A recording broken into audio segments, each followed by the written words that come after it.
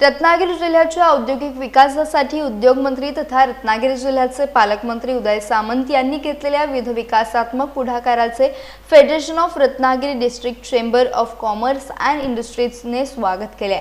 फेडरेशनचे अध्यक्ष डॉक्टर प्रशांत पटवर्धन यांनी प्रसिद्धी पत्रकाद्वारे ही भूमिका मांडली आहे। त्यांच्या म्हणण्यानुसार green steel, seaplane, shipyard आणि सीएनजी यांसारखे महत्त्वाकांक्षी प्रकल्प रत्नागिरी जिल्ह्यात आणण्याच्या प्रयत्नांमुळे जिल्ह्याच्या विकासाला नवी दिशा मिळणार आहे। सुमारे 7.5 कोटी रुपयांची प्रस्तावित गुंतवणूक आकर्षित करण्यात आल्याने रोजगार निर्मितीला मोठी चालना मिळेल असा विश्वास त्यांनी व्यक्त केला आहे। रत्नागिरी जिल्ह्यामध्ये आज नवीन 7,500 कोटी रुपयाच्या प्रकल्पाचं नियोजन उद्योग मंत्री नामदार उदय सामंत यांनी केलं।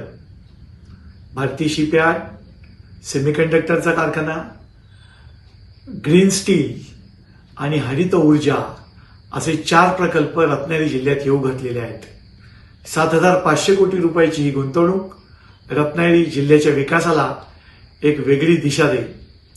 प्रशासनातील सर्व अधिकाऱ्यांच्या समवेत आज या उद्योजकांबरोबर मीटिंग होऊन हा महत्त्वपूर्ण निर्णय नामदार उदय सामंत यांनी घेतला। त्याबद्दल मी त्यांचं मनापासून अभिनंदन करतो आणि नव्या प्रकल्पाचं मी रत्नागिरी जिल्ह्यामध्ये स्वागत करतो।